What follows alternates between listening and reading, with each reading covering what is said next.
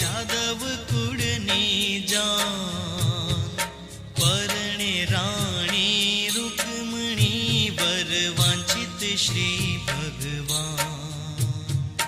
માધવપુરનો માંડવો આવે જાદવ કુળની જાન, પરણે રાણી રૂકમણી વર વાંછિત શ્રી ભગવાન.